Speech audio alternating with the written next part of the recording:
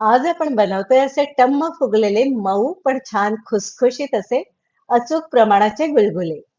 माझी आजी या गुलगुल्यांच्या पिठामध्ये भिजवताना एक सिक्रेट पदार्थ घालत असे, जो खात्रीने सांगते की 90% लोकांना माहीतही नाहीये.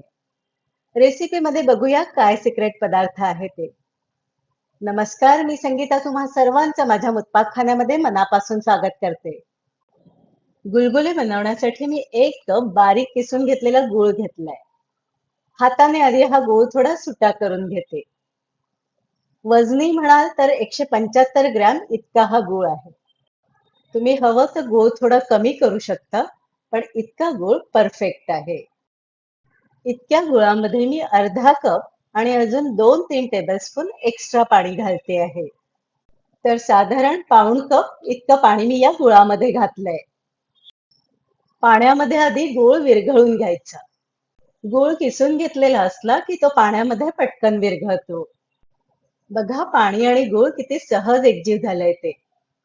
आता झाकण ठेवून 10 मिनिट हे मिश्रण बाजूला ठेवून देऊया.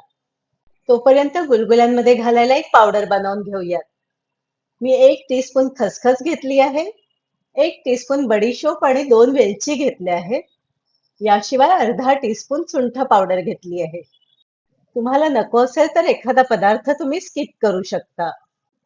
तुमच्याकडे मिक्सरचं असं छोटं भांड असेल तर त्यात बडीशोप, वेलची, खसखस जाडसर वाटून घ्यायची आणि नसेल तर छोट्या खलबत्त्यात हे सगळं कुटून घ्यायचं.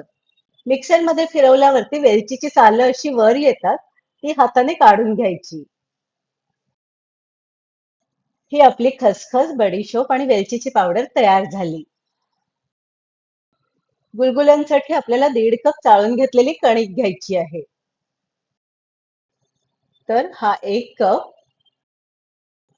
आणि अजून अर्धा कप अशी 1.5 वाटी कणिक मी घेतली आहे. यामध्ये घालायची आहे बडीशोप आणि खसखसची पावडर आणि सुंठ पावडर. याशिवाय चवीसाठी अगदी पाव टीस्पून मीठ घालायचंय. गुलगुले छान फुलण्यासाठी पाव टीस्पून बेकिंग सोडा किंवा बेकिंग पावडर घालायची. त्यानेच गुलगुले टम्म फुगतात. तुम्ही सोडा स्किप करू शकता, पण त्याने गुलगुले थोडे कमी फुलतील. सगळे जिन्नस छान मिक्स करून घ्यायचे. आता यामध्ये घालायचा आजीचा एक सिक्रेट पदार्थ, तो म्हणजे 1 टेबलस्पून दही. दही घालून तेही मिक्स करून घ्यायचं. दह्यामुळे गुलगुल्यांची चव आणखीनच अप्रतिम होते. सगळे जिन्नस छान मिक्स करून झाले. इतक्या वेळामध्ये गूळ आणि पाणी सुद्धा छान मिक्स झालंय. आता गाळणीमधून गाळून थोडं थोडं पाणी हे आपल्याला पिठामध्ये घालून घ्यायचंय. पाणी असं गाळून घेतलं की गुळामध्ये काही कचरा असेल किंवा अशुद्धी असेल तर ती निघून जाते. इतकं सगळंच पाणी आपल्याला लागणार आहे, पण पिठाच्या गाठी होऊ नये म्हणून आपण ते थोडं थोडं करून यामध्ये घालायचंय. हे शेवटचं थोडं पाणी उरलं आहे तेही मी घालून घेते आणि मिक्स करून घेते. याहून जास्त पाणी मला लागणार नाही आहे. पण जर तुम्हाला पीठ भिजवताना गुळाचं पाणी कमी वाटलं, तर अगदी किंचित साधं पाणी सुद्धा तुम्ही घालू शकता. पिठामध्ये अजिबात गाठी राहता कामा नये याची काळजी घ्यायची. आणि या पिठाची कन्सिस्टन्सी तुम्ही बघा, खूप पातळ नाही आणि खूप घट्ट नाही. असं पीठ असलं की गुलगुले छान गोल गोल पडतात आणि ते छान फुलतातही. आता गुलगुले तळण्यासाठी तेल गरम करायला ठेवलंय. तेल चांगलं तापलं की गॅसची फ्लेम कमी करून टाकायची. त्यानंतर गुलगुले तेलामध्ये सोडण्याआधी एका भांड्यात पाणी घ्यायचं आणि बोटं अशी बुडवून ओली करून घ्यायची. म्हणजे गुलगुले तेलामध्ये सोडताना ते हाताला चिपकत नाही. आता अगदी छोटे छोटे म्हणजे बोटांमध्ये 1 टीस्पून बॅटर घेऊन गुलगुले तेलात सोडायचे. तेलामध्ये गुलगुले सोडता बरोबर ते मस्त असे फुलतात आणि आपोआपच तेलात उलटले सुद्धा जातात.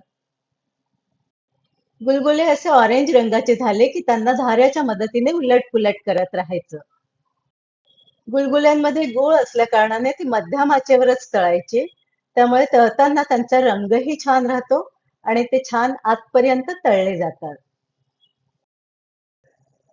गुलगुले असे थोडे जास्त ऑरेंज झाले की मग ते तेलातून काढून घ्यायचे. दिसतायत ना एकदम भारी हे गुलगुले. खायला सुद्धा अगदी तितकेच भारी लागतात. असेच सगळे गुलगुले तळून घ्यायचे. गुलगुले छान टम्म फुगलेत आणि त्यांचा रंगही बघा किती सुरेख दिसतोय. गोल गरगरीत हलके फुलके गुलगुले बनून तयार आहेत. तुम्ही सुद्धा हे गुलगुले बनवून बघा. गुलगुलांवरती तुम्ही नक्की फिदा व्हाल हे खात्रीने सांगते. एक गुलगुला तोडून तुम्हाला आतूनही दाखवते. किती छान पोकळ झालेत बघा आणि सहज बोटांनी चुरले जातायत इतके खुसखुशीत झाले. खायला तर खूपच भन्नाट लागतात आणि अगदी घरातल्या साहित्यामधून बनून तयार होतात. बघा, रेसिपी आवडली असेल तर व्हिडिओला लाईक करा आणि शेअर करा. माझ्या छोट्याशा मुत्पाकखान्यामधून मी छान-छान रेसिपीज तुमच्यापर्यंत पोहोचवण्याचा नेहमीच प्रयत्न करते. त्याकरता माझ्या चॅनलला सबस्क्राईब करा. बेल आयकॉन दाबून ऑल बटन दाबून घ्या. म्हणजे येणाऱ्या सर्व व्हिडिओजचे नोटिफिकेशन्स तुम्हाला त्वरित येत जातील. धन्यवाद.